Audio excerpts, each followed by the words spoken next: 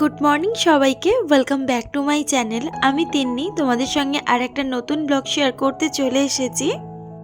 আশা করি তোমরা আজ যে যেখান থেকে আমার এই ব্লগটা দেখছো তোমরা সবাই খুব ভালো আছো আর খুব সুস্থ আছো।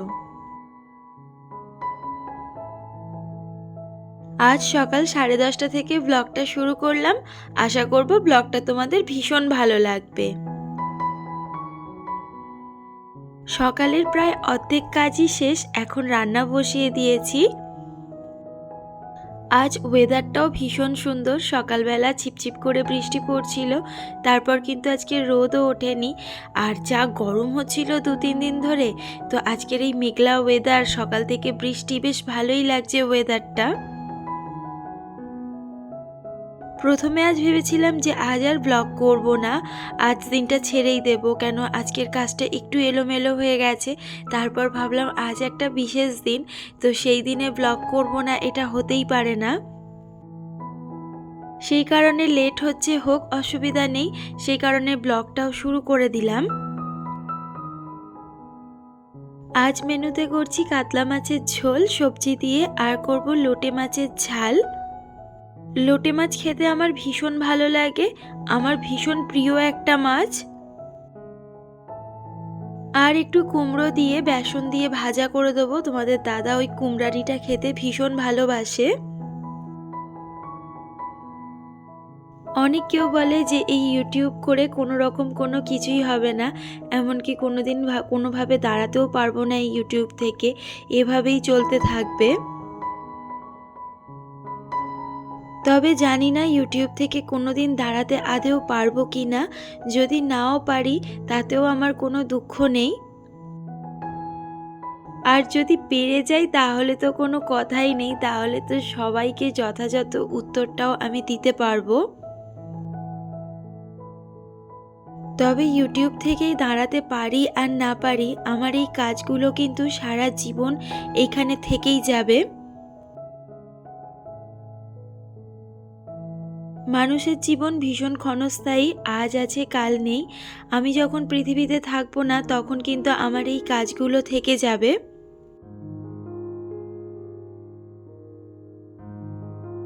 আমাদের প্রত্যেকের মনে কিন্তু খুব কৌতূহল হয় যে আমাদের আগের প্রজন্ম কি করেছে বা তারও আগের প্রজন্ম কি করেছে, মানে পূর্বপুরুষরা কি করে গেছে বা কোনটা কীরমভাবে কাজ করতো বা কি করতো, এগুলো কিন্তু আমরা কিছুই জানতে পারি না, শুধুমাত্র ওই লোকের মুখের কথা ছাড়া।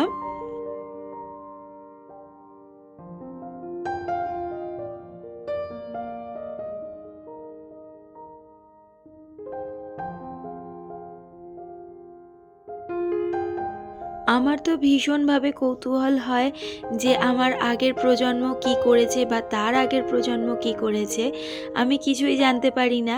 অনেক অনেক বিষয় আছে যেগুলো এখনও পর্যন্ত কোনো সমাধান নেই, কিন্তু সেই জিনিসগুলো আমাদেরকে মানতে হয়।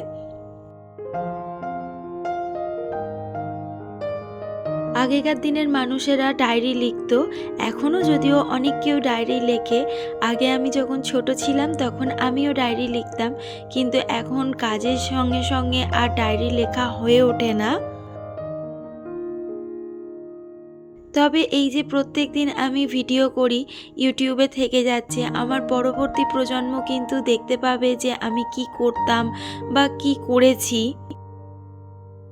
শুধু পরবর্তী প্রজন্মের কথা বলা ভুল, যতদিন পৃথিবী বেঁচে থাকবে আর যতদিন ইউটিউব প্ল্যাটফর্মটা বেঁচে থাকবে ততদিনই কিন্তু এই সমস্ত জিনিসগুলো সবার সামনেই থেকে যাবে। আমি যখন থাকবো না তখনও কিন্তু আমি তোমাদের মাঝখানে থেকেই যাব এই ভিডিওর জন্য। আর দেখো, তোমাদের সাথে গল্প করতে করতে কত কাজ হয়ে গেল। প্রথমে তো রান্না করে নিয়েছি, তারপরেই কিন্তু স্নানটা করে নিয়েছি, কেননা আজ তো ওয়েদারটা ভালো নেই, সেই জন্যই তাড়াতাড়ি স্নানটা করে নিয়েছি। আর আজ একটু শ্যাম্পু করেছি, সেই জন্যই একটু আগে আগেই কিন্তু স্নানটা সেরে নিয়েছি, নালে চুলটা একদমই শুকাবে না। আর এখন ঘরে চলে এসেছি। ঘরে এসে সমস্ত কাজগুলো সেরে নেব। আগে ওই ঘরটা ধরলাম, কেন ওই ঘরে বেশি কাজ থাকে না, অল্প একটু আধটু কাজ। সবচেয়ে বেশি কাজ থাকে আমার নিজের ঘরে। আমার নিজের ঘরটা মনে হয় প্রত্যেক দিন একটু একটু করে অন্য রকম করে তুলি, কিন্তু আর কত রকমই বা অন্য রকম করব। এমনি ঘরের স্পেস অনেক ছোট হয়ে গেছে।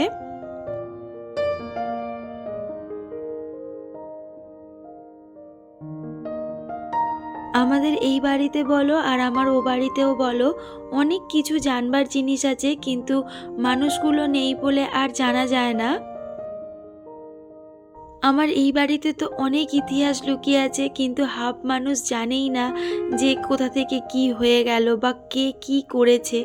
অনেক কিছু লোকের মুখে শোনা যায় যে এ এটা করেছে বা এ এটা দান করে গেছে, কিন্তু কারোর কাছ থেকে কোনো ডায়েরিও নয়। আর তখন তো আর এরকম ইউটিউবও ছিল না যে কেউ কোনো ভিডিও করে রেখে দেবে। তারপর আমার ও বাড়িতে যেমন আমাদের কোনো মূর্তি পুজো করে না, সব কিছুই ঘটে পুজো। ছোট থেকে বাবাকে বারবার জিজ্ঞাসা করতাম, যে এখনও করি, যে কেন আমাদের মূর্তি আনো না, ঘটে কেন পুজো হয়। বাবার কাছে কোনো উত্তরই নেই, তার কারণ বাবা নিজেই জানে না যে কেন আমাদের মূর্তি পুজো হয় না। কেন কেউ তো বলেনি, পূর্বপুরুষ থেকে আমাদের ঘটেই পুজো হয়ে আসছে, তাই ঘটেই পুজো হয়। আগের দিন যে শপিং করতে গেছিলাম, আগের দিন এটা ছোটদি কিনেছে। এই বুলবুলিটা এত সুন্দর লাগছে এই বুলবুলিগুলো ওড়াতে। এক এক সময় মনে হয় যে কেন বড় হলাম, এর চেয়ে ছোট থাকলেই ভালো হতো। কোনো রকম টেনশন ছিল না, কোনো কিচ্ছু ছিল না, সারাদিন খাওয়া আর ঘুম। বড় হয়েই যত টেনশন শুরু, যত দায় দায়িত্ব বড় হয়ে যাওয়ার পরেই চলে আসে। মেয়েদের দায়িত্ব তো আরও বেশি, দুটো বাড়িরই দায়িত্ব বলতে গেলে নিতে হয়।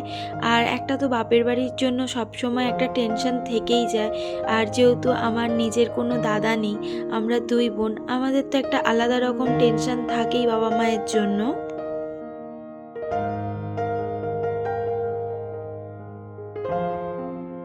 আগের দিন এসপ্ল্যানেটে গেছিলাম, এসপ্ল্যানেট থেকে এই লন্ড্রি ব্যাগটা নিয়েছি। এটা কিন্তু ভীষণ ভালো।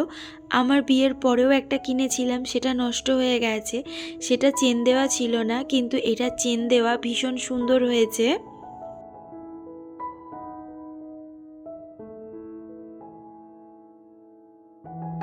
এটার মধ্যে কিন্তু অনেক জিনিস রাখা যায়, টুকিটাকি যা বাইরে আমাদের জামা কাপড় থাকে সেগুলো ভাঁজ করে যদি এর মধ্যে রেখে দেওয়া যায়, জামা কাপড়গুলো আর দেখাও যায় না।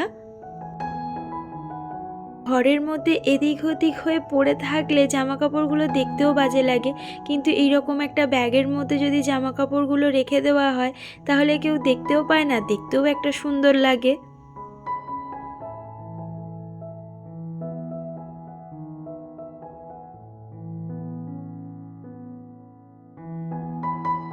আমি শপিং করে এসে শপিংয়ের জিনিসপত্রগুলো সব এইটার মধ্যেই রেখেছিলাম, আর এখন সমস্ত গুছিয়ে আলমারিতে তুলে দেব।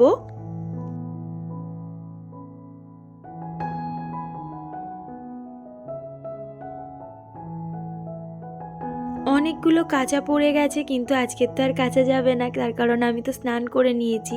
আর আজ ওয়েদারটাও খুব একটা ভালো নেই, সেজন্য আজকের কাচবো না, কালকের এইগুলো কেচে নেব।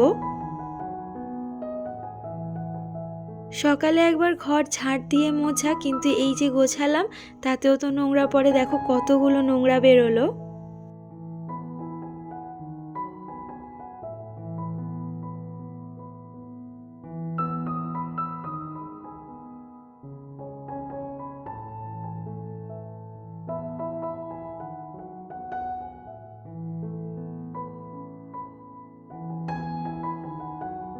দুপুরের পর থেকে আর তোমাদের সাথে সেইভাবে কথা হয়নি, আর এখন অনেকটাই সন্ধে হয়ে গেছে। তোমাদের সকালেই বলছিলাম যে আজকের একটা স্পেশাল দিন, তো স্পেশাল দিনে ভিডিওটা করব না, এটা তো হতেই পারে না। আজ সুস্মিতার জন্মদিন, তোমরা সুস্মিতাকে অনেক কেউই চেনো, আমার অনেক ব্লগেই ও থাকে।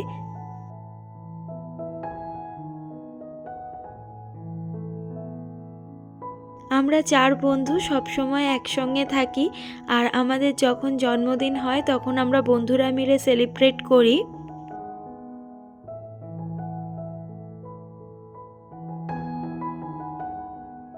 কিছুদিন আগে প্রিয়ার জন্মদিন ছিল, সেটাও সেলিব্রেট করেছি, তোমরা সেটা দেখেছো। আর যারা দেখোনি তারা গিয়ে ব্লগটা দেখে নিতে পারো।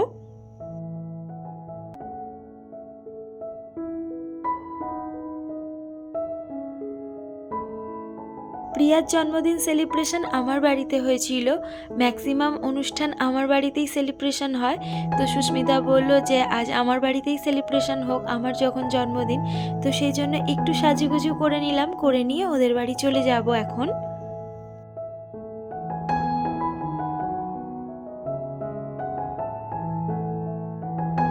আর দেখো আমরা রেডি হয়ে বেরিয়েই পড়েছি, তো এবার সোজা চলে যাব ওর বাড়িতে।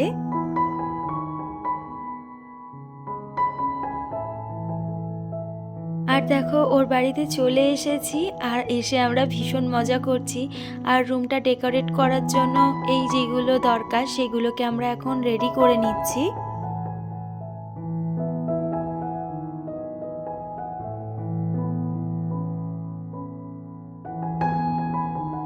আমরা 4 বন্ধু এক জায়গায় হলে আমাদের গল্পের শেষ থাকে না। আমাদের গল্প কোথা থেকে কোথা পর্যন্ত চলে যায় কোনো হিসেবই থাকে না।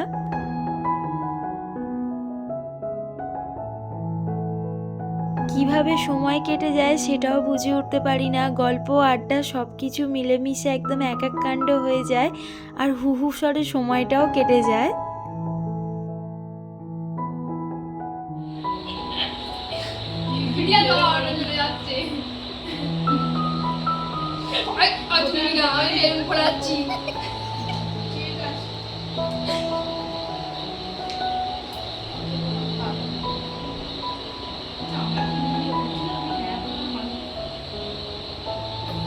তো সাজা কমপ্লিট হয়নি।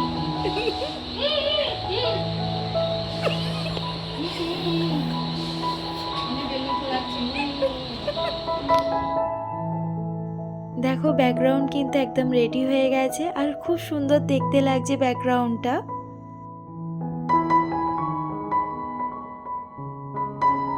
আর এখানে দেখো ও কেকটা কাটবে, সেই জন্য সমস্ত ডেকোরেশনগুলো আমরা রেডি করে নিচ্ছি।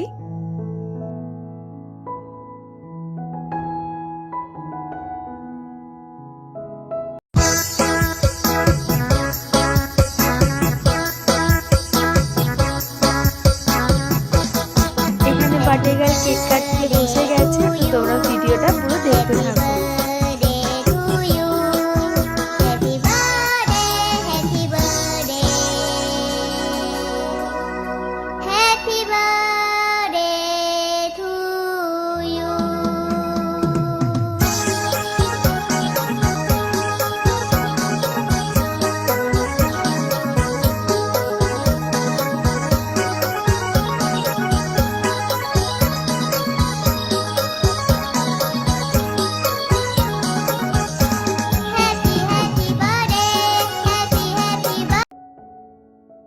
আমার ব্লগগুলো তোমাদের কেমন লাগছে আমাকে অবশ্যই কমেন্ট করে জানিও, আর যদি ভালো লেগে থাকে একটা লাইক করো।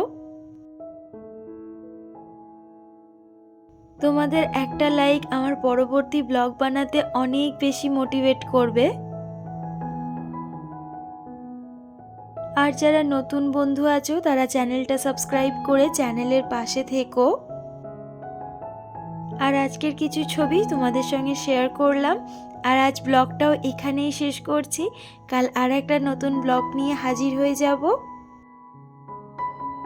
সবাই খুব ভালো থেকো, খুব সুস্থ থেকো। সবাইকে গুড নাইট, সবাইকে টাটা।